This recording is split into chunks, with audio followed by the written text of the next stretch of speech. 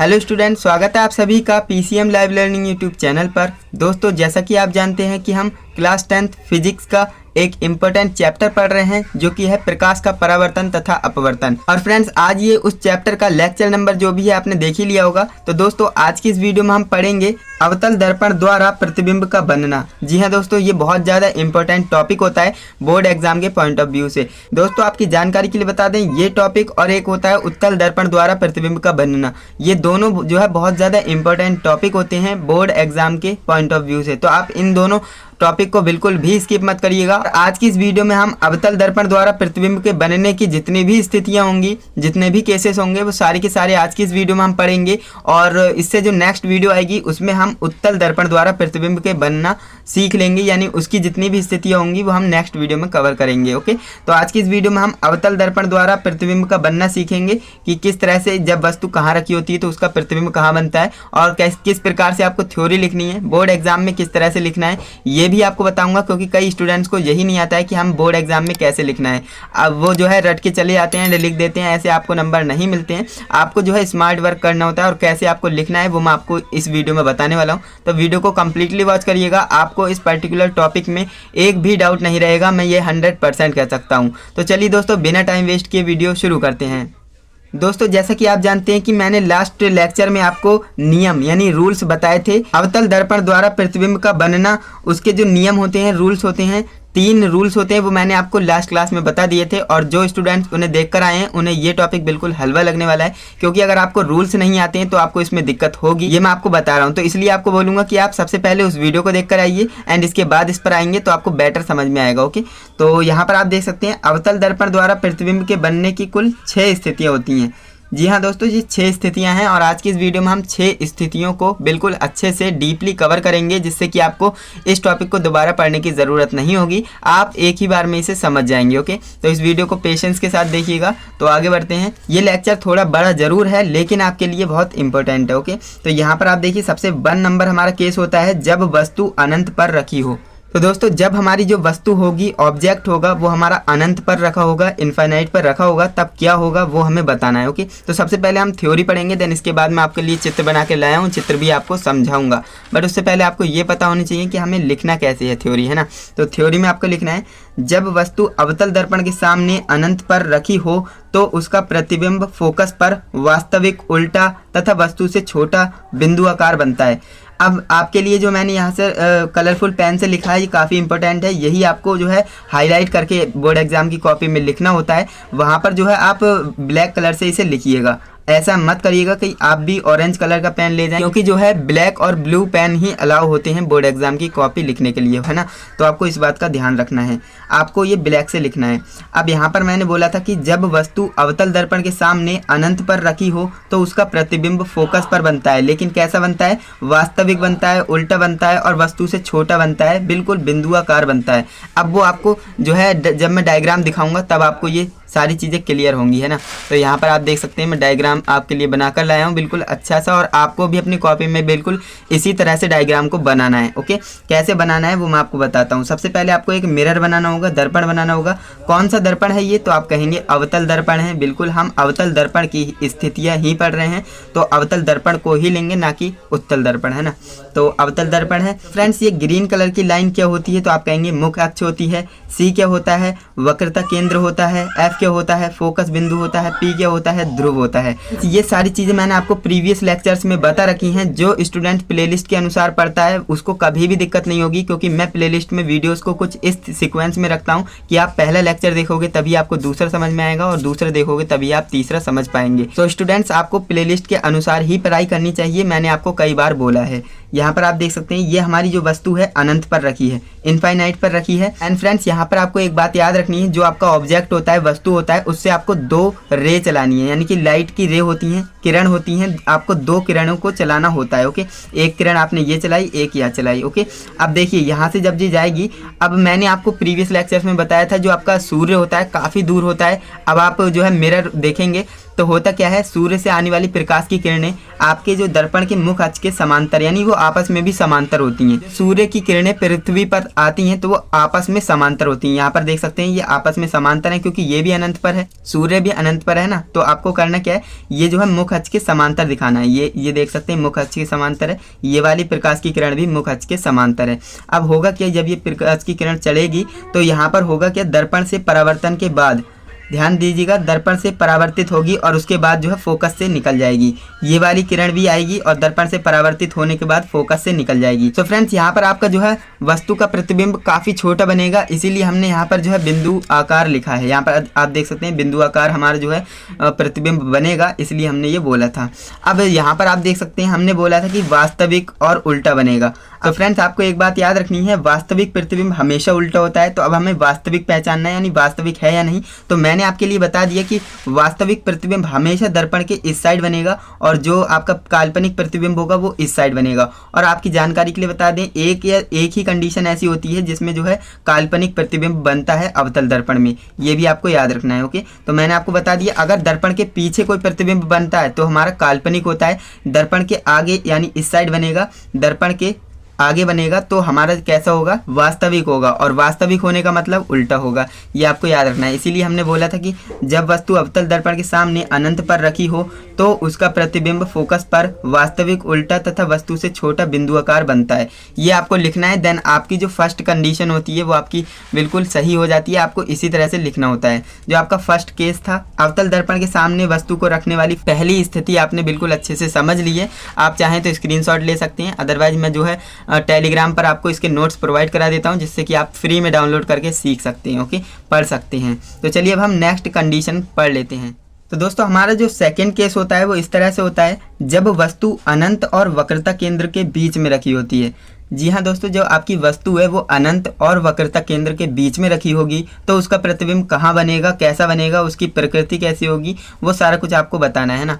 इसी तरह से आपको लिखना है बोर्ड एग्जाम की कॉपी में। सबसे पहले आपको हेडिंग डालनी है, इसके बाद आपको थोड़ी सी थ्योरी लिखनी है एंड उसके बाद आपको चित्र पर ज़्यादा फोकस करना है। ऐसा मैं क्यों बोल रहा हूँ, क्योंकि एग्जामिनर के पास ज़्यादा टाइम होता नहीं है। अगर वहाँ पर आप पूरी रामायण लिखाओगे, थ्योरी आप ज़्यादा लिखोगे, चित्र बनाओगे ही नहीं, तो आपको नंबर नहीं मिलेंगे। ऐसा मैं क्यों बोल रहा हूँ, क्योंकि एग्जामिनर के पास टाइम नहीं होता है, वो सिर्फ आपका डायग्राम देखता है और रे डायग्राम को आपको बिल्कुल अच्छे से बनाना है। वो आपके रे डायग्राम में देखेगा, अगर मिस्टेक नहीं होगी तो आपको फुल ऑफ फुल मार्क्स दे देगा। और वहीं पर आपके रे डायग्राम में थोड़ी सी भी मिस्टेक हुई, आपका प्रतिबिंब फोकस पे बनना चाहिए, लेकिन आपने यहाँ बना दिया तो आपका जो है नंबर नहीं मिलेंगे। ये बात आप याद रखेंगे। ओके, तो दोस्तों अब हम देख लेते हैं दूसरी स्थिति हमारी क्या होती है। जब वस्तु अनंत और वक्रता केंद्र के बीच में रखी होती है तब क्या होता है, जब वस्तु अनंत और वक्रता केंद्र के बीच में रखी हो तो उसका प्रतिबिंब वक्रता केंद्र और फोकस के बीच में बनता है। कैसा बनता है, वास्तविक, उल्टा और वस्तु से छोटा बनता है। ओके, अब वास्तविक बनेगा तो उल्टा तो बनेगा ही, मैंने बता दिया। काल्पनिक प्रतिबिंब हमेशा सीधा होता है और वास्तविक प्रतिबिंब हमेशा उल्टा होता है,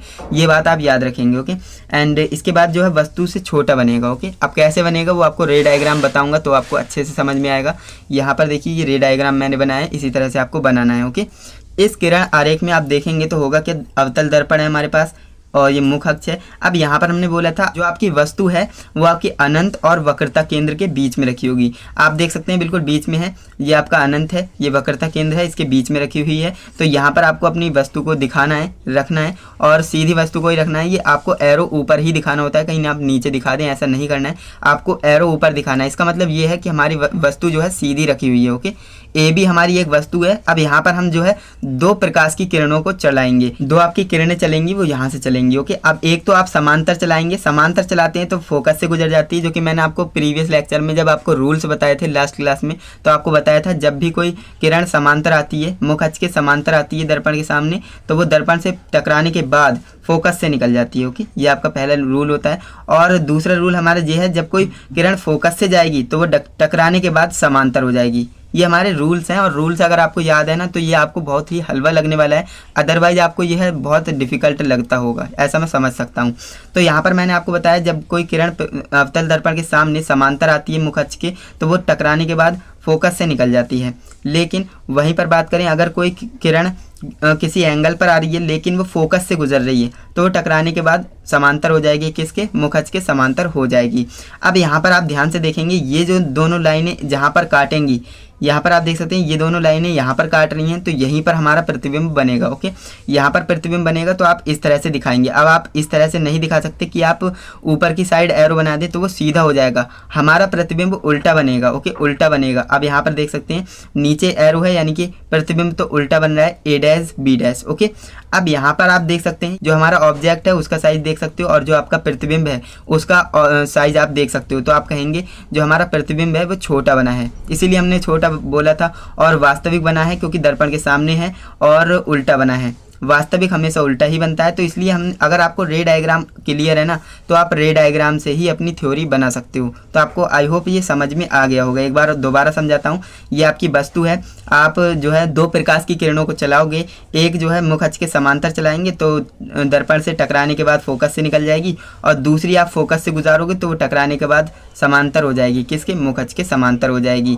एंड ये दोनों जहाँ पर कट करती हैं, ये दोनों लाइनें जहाँ पर कट करेंगी वहीं पर आपका प्रतिबिंब बन जाएगा। ओके, और ये आपको ध्यान देना है, जो आपका प्रतिबिंब बनेगा वो आपका सी और एफ यानी वक्रता केंद्र और फोकस के बीच में बनेगा। कैसा बनेगा, छोटा बनेगा, वस्तु से छोटा बनेगा, उल्टा बनेगा और वास्तविक बनेगा। यही हमने यहाँ पर लिखा था, बताया था। देखिए, जब वस्तु अनंत और वक्रता केंद्र के बीच में रखी होती है तो उसका प्रतिबिंब वक्रता केंद्र और फोकस के बीच में बनता है। कैसा बनता है, वास्तविक, उल्टा और वस्तु से छोटा बनता है। यही मैंने आपको बताया था और आप समझ भी गए होंगे। इस डायग्राम का भी आप स्क्रीनशॉट ले सकते हो। तो चलिए अब हम बढ़ते हैं नेक्स्ट कंडीशन पर। तो दोस्तों हमारी नेक्स्ट कंडीशन, जो कि हमारी थर्ड कंडीशन है, वो हमसे क्या कह रही है, जब वस्तु वक्रता केंद्र पर रखी हो। अब जो है हमने वस्तु को खिसकाते हुए आगे ला रहे हैं, और अब की बार हमने जो है सबसे पहले हमने अनंत पर रखा, फिर हमने अनंत और वक्रता केंद्र के बीच में रखा, लेकिन अब हम उस वस्तु को वक्रता केंद्र पर ही रख देते हैं। जब हम वस्तु को वक्रता केंद्र पर रखते हैं तो क्या होता है, पढ़िएगा यहाँ पर। जब वस्तु वक्रता केंद्र पर रखी हो तो उसका प्रतिबिंब वक्रता केंद्र पर वास्तविक, उल्टा तथा वस्तु के बराबर बनता है। अब आपको ये एक बात यहाँ पर नोटिस की होगी आपने, जो आप वस्तु है वो वक्रता केंद्र पर रख रहे हो और आपका जो प्रतिबिंब है वो भी वक्रता केंद्र पर बन रहा है। ऐसा कैसे पॉसिबल है, तो ऐसा इसलिए पॉसिबल है, जब आप रे डायग्राम को समझोगे तो आपको ईजिली समझ में आ जाएगा। यहाँ पर आप देख सकते हैं अवतल दर्पण है, मुख अक्ष है, ये हमारा सेंटर ऑफ कर्वेचर है, यानी कि वक्रता केंद्र है। वक्रता केंद्र पर हमने ए बी वस्तु को रख दिया है, जो कि सीधी वस्तु रखते हैं हमेशा। अब यहाँ पर आप एक बात नोटिस करेंगे, जो हम दो प्रकाश की किरणें को चलाते हैं तो होगा क्या, देखिए, एक समांतर जाती है तो वो टकराने के बाद फोकस से निकल जाएगी, ठीक है। अब दूसरी किरण को हम फोकस से निकलते हैं तो वो टकराने के बाद समांतर हो जाती है मुख अक्ष के। ये तो हमने पिछली क्लास में रूल्स को समझ ही लिया था। अब ये जहाँ पर भी काटती है ना, वहाँ पर प्रतिबिंब बन जाएगा आपका। अब यहाँ पर प्रतिबिंब आपका बना है। अब यहाँ पर आप एक बात नोटिस करते होगे, जो आपकी ए बी वस्तु है वो ए डैश बी डैश वस्तु के बराबर है, यानी बराबर भी है, उल्टी भी है और वास्तविक भी है। तो इसलिए हमने ये लिखा था। अब यहाँ पर आप देखेंगे हमने लिखा था कि जब वस्तु वक्रता केंद्र पर रखी हो तो उसका प्रतिबिंब वक्रता केंद्र पर ही बनता है, लेकिन कैसा बनता है, वास्तविक बनता है, उल्टा बनता है और वस्तु के बराबर बनता है। ये बात आप याद रखेंगे। अब ये रे डायग्राम आपको कोई रटने वाली चीज़ है नहीं, आपको इसकी प्रैक्टिस करनी होगी। जितनी ज़्यादा प्रैक्टिस करोगे उतनी ज़्यादा आपके ये डायग्राम है वो क्लियर होते जाएंगे, आपको बिल्कुल अच्छे से समझ में आ जाएगा। यहाँ पर आप देख सकते हैं कुछ नहीं करना है, आपको सबसे पहले एक दर्पण बनाना है, मुख अक्ष बनानी है, एंड यहाँ पर आपको ये देखना है कि आपकी वस्तु को रखना कहाँ पर है। जैसा कि हम बोल रहे थे कि जब वस्तु वक्रता केंद्र पर रखी हुई है ना, तो हमने वस्तु को वक्रता केंद्र पर रख दिया। आप जरूरी नहीं कि इतनी बड़ी ही वस्तु बनाएं, आप इतनी बड़ी बनाएंगे तो प्रतिबिंब भी उतना ही बड़ा बनेगा। ये ऑटोमेटिक होता है। जो आपकी रे डायग्राम है ना, उसमें अगर आप मिस्टेक करोगे तभी आपका छोटा बड़ा बनेगा। अगर आप ये डिस्टेंस को सही से मेजर करोगे तो आपका बिल्कुल परफेक्ट एक्यूरेट बनेगा। अगर आपने ये जो है बिल्कुल, जो आपका फोकस होता है वो वक्रता केंद्र की दूरी का आधा होता है, अगर आप ये यहाँ पर बना देते तो ऑब्वियस सी बात है भाई, आपका जो है रे डायग्राम गलत बन जाता। तो इसलिए आपको जो डिस्टेंस है वो एक्यूरेट रखनी है, आपका जो डायग्राम है वो बिल्कुल क्लियर और परफेक्ट बनेगा, है ना। तो आपको करना क्या है, हमें बोला था कि वक्रता केंद्र पर रखना है, हमने रख दिया। सो फ्रेंड्स, अब हमें कुछ नहीं करना है, जो हमने रूल्स को पढ़ रखा है ना, 3 रूल्स हैं, ज़्यादा रूल्स हैं भी नहीं। आप उस वीडियो को देख लोगे तो आप अपने आप बनाना इन्हें सीख जाओगे। मैंने बोला था जब आपकी जो प्रकाश की किरणें हैं, और ये भी आपको याद रखना है, जो आपकी वस्तु होती है उससे सिर्फ और सिर्फ 2 प्रकाश की किरणों को चलाना है। अब 2 प्रकाश की किरणों को किस तरह से चलाएंगे, पहली किरण को हम बिल्कुल समांतर चलाते हैं मुख अक्ष के। अब समांतर चलाएंगे तो मुख अक्ष के तो दर्पण से जो टकराएगी उसके बाद जो है फोकस से गुजर जाती है। ये हमारा पहला नियम था। दूसरा नियम हमारा ये कहता है कि जब हम किसी एंगल से लाते हैं लेकिन हम फोकस से गुजरते हैं, ओके, फोकस से गुजारेंगे तो जो होगा क्या, दर्पण से टकराएगी तो वो समांतर हो जाएगी, किसके, मुख अक्ष के समांतर हो जाएगी।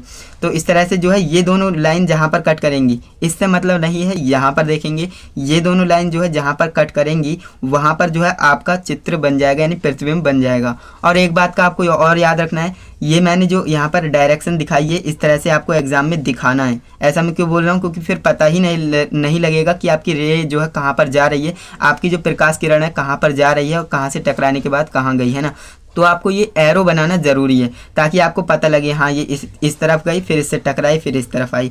अब यहाँ पर आप देखेंगे ये इस तरफ गई, फिर इससे टकराने के बाद यहाँ पर आई, तभी तो जो है आपको एग्जामिनर को अच्छा लगेगा कि हाँ बच्चे ने मुझे समझाने की पूरी कोशिश की है, तो इसलिए वो खुश होकर आपको पूरे नंबर दे देगा। तो उसमें कोई बड़ी बात नहीं है, आपको जो है डायग्राम को अच्छे से क्लियर करना है। मैं बार बार इसलिए बोल रहा हूँ ताकि आप डायग्राम को अच्छे से क्लियर करें। थ्योरी इतनी इंपॉर्टेंट नहीं है, थ्योरी आप बनाकर भी लिख दोगे तब भी चल जाएगा, लेकिन आपका डायग्राम परफेक्ट होना चाहिए। अब यहाँ पर आप देखेंगे प्रतिबिंब के बराबर बन गई। अब ये तो आपको कंडीशन समझ में आ ही गई होगी, काफ़ी टाइम मैंने इस कंडीशन पे दिया है। एंड इसके बाद हम चलते हैं नेक्स्ट कंडीशन पे, बट उससे पहले आप इसका जो है स्क्रीनशॉट ले सकते हैं। सो फ्रेंड, इसके बाद जो हमारा 4th नंबर केस होता है वो इस तरह से हमसे कहता है कि जब वस्तु वक्रता केंद्र और फोकस के बीच में रखी हो। आप एक बात नोटिस कर रहे हैं, हमारी वस्तु अनंत पर थी, फिर वक्रता केंद्र और अनंत के बीच में आई, फिर वक्रता केंद्र पर आ गई और अब वक्रता केंद्र और फोकस के बीच आ गई। यानी दर्पण के हम पास लाते जा रहे हैं, वस्तु को पास लाते जा रहे हैं। अब कहाँ तक लाएंगे वो आपको देखना है ना। तो अब हमारा 4th नंबर जो केस है ना वो हमसे कहता है जब आपकी वस्तु वक्रता केंद्र और फोकस के बीच में रखी हो तब होगा क्या, है ना। तो क्या होगा, पढ़ लेते हैं। जब वस्तु वक्रता केंद्र और फोकस के बीच में स्थित हो तो उसका प्रतिबिंब वक्रता केंद्र और अनंत के बीच में वास्तविक उल्टा तथा वस्तु से बड़ा बनेगा। अब आपको एक बात याद रखनी है, जो आपका 4th नंबर केस होता है उसमें आपका जो प्रतिबिंब है उसका साइज वस्तु से बड़ा बनता है, ओके, उसका जो आकार होता है वस्तु से भी बड़ा बनता है, ओके। तो यहाँ पर अब हम इसका डायग्राम देखते हैं तब आपको अच्छे से समझ में आएगा। तो इसका किरण आरेख हमसे क्या कहता है, देखिएगा यहाँ पर अवतल दर्पण है, मुख अक्ष है। अब यहाँ पर आप देखेंगे हमें हेडिंग देखना है ना। हेडिंग हमसे क्या कह रही है, आपको वस्तु को रखना कहाँ है, यही मेन चीज़ है। यहीं से तो हम स्टार्ट करेंगे ना रे डायग्राम को। तो जब हमारी वस्तु वक्रता केंद्र और फोकस के बीच में, तो हमें बस इतना ही जानना था। हमने किया क्या, वक्रता केंद्र और फोकस के बीच में वस्तु को यहाँ पर चिपका दिया। अब हमें करना क्या है, हम रूल्स को तो जानते ही हैं। रूल्स हमसे ये कहते हैं जो आपकी 2 प्रकाश की किरणें होंगी वो रूल्स के अकॉर्डिंग चलेंगी। कैसे, आपका जो अगर आप समांतर चलाएंगे तो टकराने के बाद फोकस से गुजर जाएगी, अगर आप फोकस से गुजारेंगे तो टकराने के बाद सीधी हो जाएगी, यानी समांतर हो जाएगी मुख अक्ष के।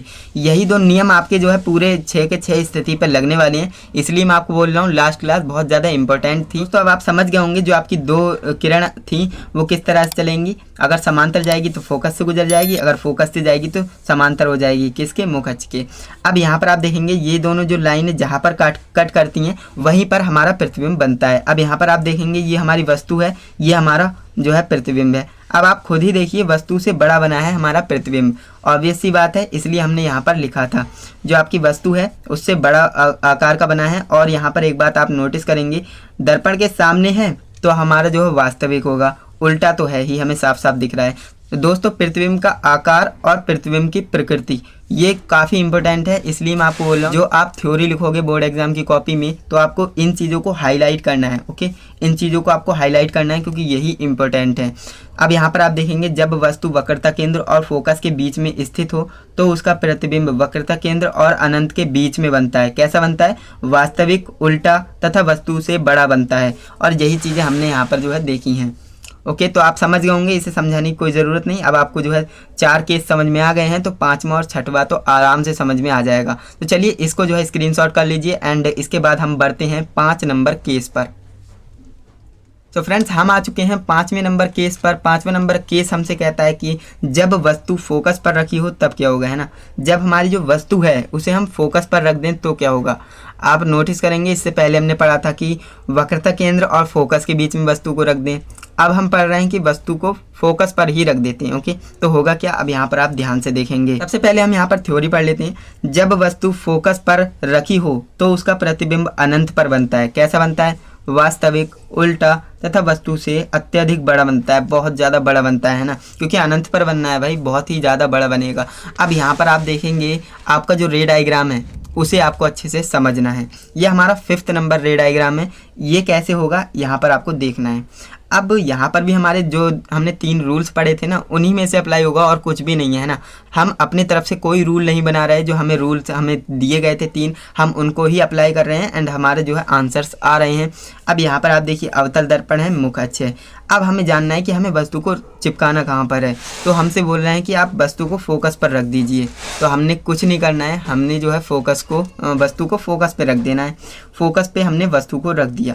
अब यहाँ पर आप एक बात नोटिस करेंगे, जो आपकी प्रकाश की किरण 2 हम चला रहे थे, जो हम पहली किरण चला रहे थे वो हम समांतर चला रहे थे, जो कि टकराने के बाद फोकस से निकल जाती थी। लेकिन अब हम फोकस से तो गुजार ही नहीं सकते, फोकस पे तो खुद हमारी वस्तु ही रखी हुई है, तो फोकस से गुजारना इम्पॉसिबल है। तो इसलिए हमने किया क्या, हमने दूसरा नियम लगा लिया, क्योंकि हमारे पास 3 नियम है। पहला हमने ये लगा लिया, दूसरा अप्लाई नहीं हो रहा है तो हमने तीसरा लगा लिया। तीसरा नियम हमसे ये कहता है कि हमारी जो प्रकाश की किरण है, यदि वो वक्रता केंद्र से होकर जाती है तो वो अपने मार्ग से ही वापस आ जाती है। किससे? परावर्तन के बाद। फ्रेंड्स एक बार और समझाता हूँ। देखिए हमारा जो है पहला नियम तो यहाँ पर लागू हो गया, जो समांतर जाएगी तो फोकस से निकल जाएगी।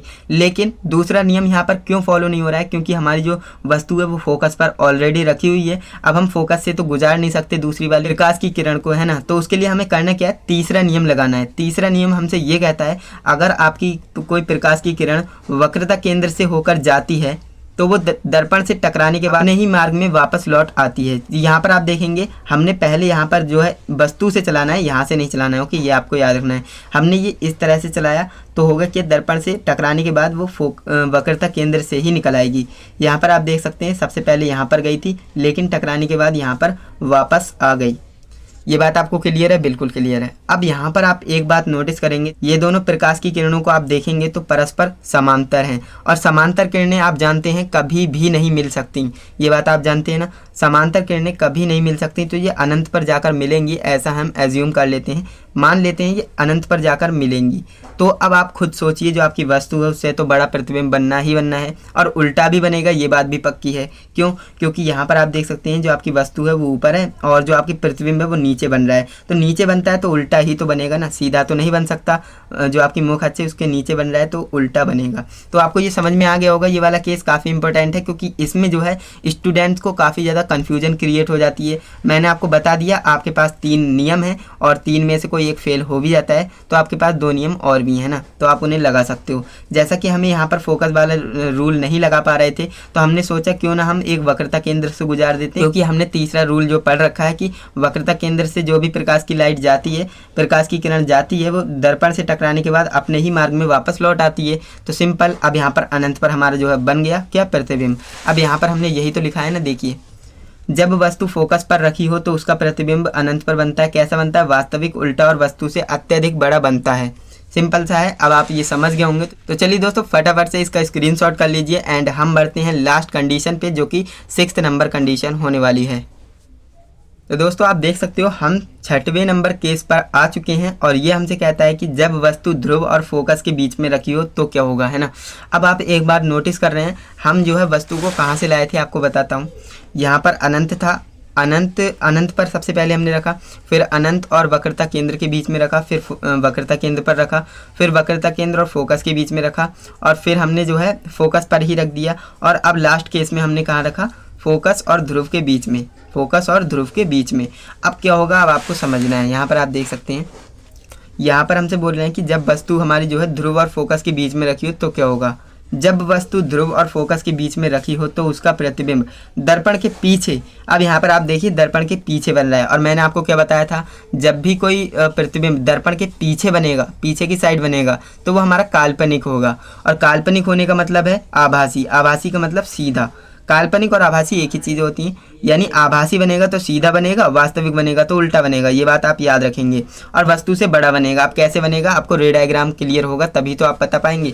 तो यहाँ पर आप देखिए रे डायग्राम को हम समझ लेते हैं अच्छे से। तो यहाँ पर हमारा अवतल दर्पण है, मुख अच्छे है। अब यहाँ पर हमें वस्तु को कहाँ चिपकाना है, तो आप कहेंगे हमारी जो वस्तु है वो ध्रुव और फोकस के बीच में रखी जाएगी। तो हम करेंगे क्या, अपनी वस्तु को ध्रुव और फोकस के बीच में रख देंगे। ध्रुव और फोकस के बीच में हमने रख दिया। ओके, ये P है, P बोले तो पोल, पोल माने ध्रुव। अब हमने जो है वस्तु को फोकस और ध्रुव के बीच में रख दिया। अब यहाँ पर अभी हम दो जो आपकी किरणें हैं उन्हें चलाएंगे और विद रूल्स लगाकर हम चलाएंगे। ओके, अब यहाँ पर देखिए जब भी कोई प्रकाश की किरण समांतर जाती है तो फोकस से गुजर जाती है, ये तो हमारा रूल लग गया। लेकिन अब यहाँ पर हम एक फोकस से गुजारेंगे, लेकिन फोकस से नहीं गुजार सकते, इसलिए हम क्या करेंगे, वक्रता केंद्र से गुजारेंगे। ओके, क्योंकि जो है फोकस से तभी गुजारा जा सकता है जब हमारी वस्तु फोकस के इस साइड हो, है ना। अगर फोकस से भी आगे है तो भाई फोकस से कैसे गुजार सकते हैं लाइट को, है ना। तो ये बात आप भी समझते हो। तो इसलिए हम करेंगे क्या, हम तीसरा रूल लगा देंगे। तीसरा रूल हमसे ये कहता है कि जब भी कोई प्रकाश की किरण वक्रता केंद्र से होकर जाती है तो वो टकराने के बाद यानी दर्पण से टकराएगी, परावर्तित होगी, उसके बाद अपने ही मार्ग में वापस लौट आएगी। लेकिन यहाँ पर आप एक बात नोटिस करेंगे, अब ये दोनों जो किरणें हैं वो आपस में फैल रही हैं। यहाँ पर आप देख सकते हैं फैल रही हैं, यानी कि ये तो मिल ही नहीं सकती। अगर किरणें समांतर हैं तो हमने मान लिया कि चलो वो जो है अनंत पर जाकर कभी ना कभी मिल जाएंगी और हमारा दर्पण जो प्रतिबिंब है वो भी बड़ा बन जाएगा, बहुत ज़्यादा बड़ा बनेगा। लेकिन जब हमारी किरणें समांतर ही नहीं हैं और आगे जाकर फैल रही हैं तो अनंत पर जाकर तो और ज़्यादा फैल जाएंगी, यानी दूर दूर हो जाएंगी, तो इनका मिलने का तो चांस है ही नहीं। तो इसलिए हम करेंगे क्या, इन्हें आभासी रूप से मिलाएंगे। आभासी रूप से कैसे मिलाएंगे, यहाँ पर हम जो है डॉटेड लाइन से इसको दर्पण के पीछे लेकर जाएंगे। तो दोस्तों ये जो दो किरणें हैं हमारी, जो ये वाली आप देख रहे हैं, ये वाली किरणें, इन दोनों को हम आभासीय रूप से पीछे की ओर मिला रहे हैं। मिलाएंगे तो ये भी एक जगह पर कट करेंगे, है ना। एक जगह पर इन्होंने कट कर दिया तो हमने किया क्या, यहीं पर हमारा जो है प्रतिबिंब बन जाएगा। क्योंकि मैंने आपको बताया जो आपकी दो प्रकाश की किरणें होती हैं वो जहाँ पर भी कट करेंगी वहीं पर हमारा प्रतिबिंब बन जाएगा।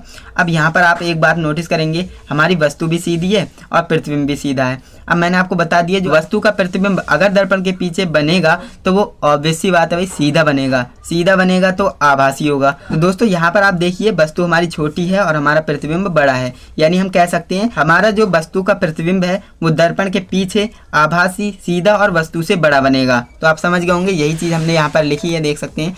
जब वस्तु ध्रुव और फोकस के बीच में रखी हो तो उसका प्रतिबिंब दर्पण के पीछे आभासी, सीधा तथा वस्तु से बड़ा बनता है। तो यही तो हमने यहाँ पर बताया है। तो चलिए दोस्तों ये भी आपको अच्छे से क्लियर हो गया होगा। तो दोस्तों एक बार इसे और क्लियर करता हूँ क्योंकि इसमें जो है स्टूडेंट्स को काफी ज्यादा डाउट होता है। यहाँ पर आप देखिए दर्पण है, वक्रता केंद्र है, हमें जो है वस्तु को रखना है फोकस और ध्रुव के बीच में, हमने यहाँ पर रख दिया। अब यहाँ पर हम पहला नियम लगाएंगे, अगर 3 रूल्स में एक रूल फेल हो जाता है तो हम 2 रूल्स को इजीली लगा लें, इसलिए हमें 3 रूल्स दिए गए हैं। तो यहाँ पर आप देखेंगे जो आपकी वस्तु है उससे पहला रूल लगाते हैं, जब हमारी वस्तु से समांतर, मुख अक्ष के समांतर प्रकाश की किरण जाती है तो वो दर्पण से टकराने के बाद फोकस से गुजर जाती है। ये हमारा पहला नियम लग गया। अब हम दूसरा नियम इस पर नहीं लगा सकते क्योंकि फोकस से आगे रखी हुई ये वस्तु है ना, फोकस की इस साइड होती तो हम फोकस से गुजार सकते थे, लेकिन अभी नहीं है पॉसिबल, है ना।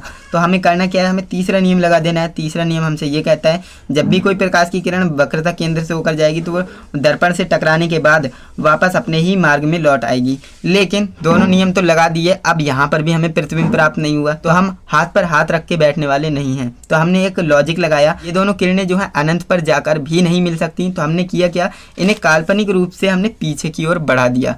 काल्पनिक रूप से हमने पीछे की ओर बढ़ाया तो ये एक जगह पर कट कर लिए इन दोनों ने और वहीं पर हमारा जो है प्रतिबिंब बन गया A' B'। और हमने फिर देखा वस्तु से सीधा बना है और वस्तु से बड़ा भी बना है और आभासी बना है क्योंकि दर्पण के पीछे है। ये बात आपको समझ में आ गई होगी। तो आई होप दोस्तों ये भी आपको समझ में आ गया होगा। तो चलिए फटाफट से इसका स्क्रीनशॉट कर लीजिए एंड इसके बाद मैं आपको फास्टली रिवाइज कराऊंगा कि किस तरह से कहाँ पर वस्तु रखेंगे तो कहाँ पर प्रतिबिंब बनेगा, है ना। तो चलिए फटाफट से इसका स्क्रीनशॉट कर लीजिए। तो दोस्तों ये आप देख सकते हैं, ये मैंने जो है एक डायग्राम बनाया है, इसमें जो है आपको सभी स्थितियाँ एक ही डायग्राम में देखने को मिल जाएंगी। तो इस डायग्राम का भी आप स्क्रीनशॉट कर लीजिए, अभी मैं आपको इसको एक्सप्लेन करता हूँ। तो आई होप आपने इसका स्क्रीनशॉट कर लिया होगा। तो यहाँ पर आप देख सकते हैं आपका जो दर्पण है मुख अक्ष है। अब यहाँ पर हमने सभी जो स्थितियां हैं सभी वस्तुओं को हमने कलरफुल पेन से बनाया है जिससे कि आप पता लगा सकें कि हमारी वस्तु ये रेड वाली है तो इसका प्रतिबिंब यहाँ पर बनना है, ब्लू वाली ये है तो इसका प्रतिबिंब यहाँ पर बनना है। इस तरह से हमने बनाया है जिससे कि आप फास्टली रिवाइज कर सको, है ना, चीज़ों को आप फास्टली रिवाइज कर सको। 6 कंडीशन ऑफ कनकेव मिरर, ये कनकेव मिरर वाली हैं, कन्वेक्स वाली मैं आपको नेक्स्ट वीडियो में लाने ही वाला हूँ। और आपके लिए बहुत बड़ी खुशखबरी, क्योंकि जो है आपका कन्वेक्स मिरर होता है यानी कि उत्तल दर्पण होता है, उसमें आपकी 6 स्थितियाँ नहीं होती हैं, उसमें मात्र आपकी 2 स्थितियाँ होती हैं और दोनों स्थितियाँ बिल्कुल आसान तरीके से आपको समझा दूंगा जिससे कि आपका उत्तल दर्पण की भी टेंशन खत्म हो जाएगी। तो चलिए दोस्तों अब इसे समझ लेते हैं, ये क्या है, कैसे बनाया है मैंने, इसका क्या ज़रूरत है ना। तो दोस्तों यहाँ पर आप देख सकते हैं जो आपकी सबसे पहले हमने आपको बताया कि 6 स्थितियाँ होती हैं। हैं, 6 से ज़्यादा पॉसिबल क्यों नहीं है। आपने ये जो है आपके दिमाग में डाउट हो सकता है आया हो, तो 6 से ज़्यादा स्थितियाँ इसलिए पॉसिबल नहीं है क्योंकि दर्पण से अब ध्रुव से आगे हम नहीं बढ़ा सकते वस्तु को, इसलिए 6 से ज़्यादा स्थितियाँ पॉसिबल नहीं हैं। तो दोस्तों यहाँ पर 6 कंडीशंस को मैं आपको फास्टली रिवाइज करा देता हूँ। देखिए, सबसे पहले हमने जो है वस्तु को कहाँ पर रखा था, अनंत पर रखा था। जब हमने वस्तु को अनंत पर रखा तो उसका प्रतिबिंब फोकस पर बन रहा था, बिल्कुल बन रहा था। अब यहाँ पर आप देखिए, नेक्स्ट हमारी सेकेंड नंबर कंडीशन थी, वो थी कि अनंत और वक्रता केंद्र के बीच में जब हमने वस्तु को रखा था तो हमारा वस्तु का प्रतिबिंब कहाँ बन रहा था, वक्रता केंद्र और फोकस के बीच में बन रहा था। ओके, अब ये सब मैंने बराबर बनाए हैं, ये मैंने बराबर इसलिए बनाए हैं ताकि आपको समझाने के लिए। बाकी आप ये याद रखेंगे कि छोटा बनता है वस्तु के आकार का बनता है, बड़ा बनता है। ओके, ये आप याद रख लेंगे।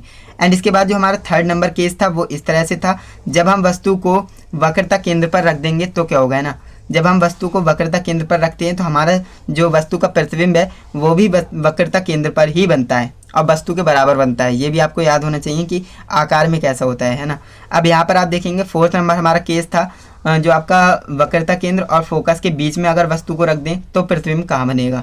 अगर हम वक्रता केंद्र और फोकस के बीच में वस्तु को रख देते हैं तो हमारा जो प्रतिबिंब है वो अनंत और वक्रता केंद्र के बीच में बनता है। ओके, और बड़ा बनता है, ये भी आपको याद है। एंड इसके बाद जो हमारा फिफ्थ नंबर केस था वो हमारा इस तरह से था, यदि हम वस्तु को फोकस पे रख दें तो प्रतिबिंब कहाँ बनेगा। यदि हम वस्तु को फोकस पर रख देते तो हमारा प्रतिबिंब जो है अनंत पर बनेगा, 5वें नंबर केस है। एंड इसके बाद हमारा जो 6th नंबर केस था वो था कि अगर हम वस्तु को फोकस और ध्रुव के बीच में रख दें तो हमारा प्रतिबिंब कहाँ बनेगा। अब यहाँ पर आप देखिए, जब हमारा जो वस्तु है उसे हम फोकस और ध्रुव के बीच में रखते हैं तो हमारा जो प्रतिबिंब है वो दर्पण के पीछे बनता है और बड़ा बनता है आकार में, है ना, और काल्पनिक बनता है यानी आभासी बनता है और सीधा बनता है। ये सारी चीज़ें आपको पता होनी चाहिए, तो इसका आप स्क्रीनशॉट जरूर ले लीजिएगा और अपनी कॉपी में भी बना लीजिएगा, जिससे कि आपको फास्टली रिवाइज करने में काफ़ी ज़्यादा मदद मिल सके। तो दोस्तों आप देख सकते हो आज की इस वीडियो में मैंने आपको बिल्कुल डीपली जाकर आपको समझाया है और काफ़ी इंपॉर्टेंट टॉपिक है, इसलिए मैंने आपको ये टॉपिक थोड़ा लॉन्ग करके वीडियो दी है, लेकिन आपको ये बिल्कुल क्लियर समझाया है। आपको इस टॉपिक को बिल्कुल घोल कर पी जाना है क्योंकि ये हर बार बोर्ड एग्जाम में पूछा जाता है और इस बार भी डेफिनेटली इसकी जो है 6 कंडीशन में एक ना एक कंडीशन तो जरूर पूछेगा, ये मैं 100% श्योर हूँ। तो इसलिए आपको बोल रहा हूँ कि चैनल को सब्सक्राइब कर लो कि आने वाली लेक्चर्स की नोटिफिकेशन आपको मिल सके, क्योंकि कई स्टूडेंट्स मुझसे बार बार यही कहते हैं कि आपकी लेक्चर्स की नोटिफिकेशन नहीं आती है। तो उसका रीज़न सिर्फ यही है कि आपने चैनल को तो सब्सक्राइब किया है लेकिन ऑल पर सिलेक्ट नहीं किया है बेल आइकन को। तो मेक श्योर कीजिएगा आप बेल आइकन को ऑल पर सिलेक्ट कर लेना, जिससे कि आने वाली वीडियोज़ की नोटिफिकेशन आपको मिलती रहे।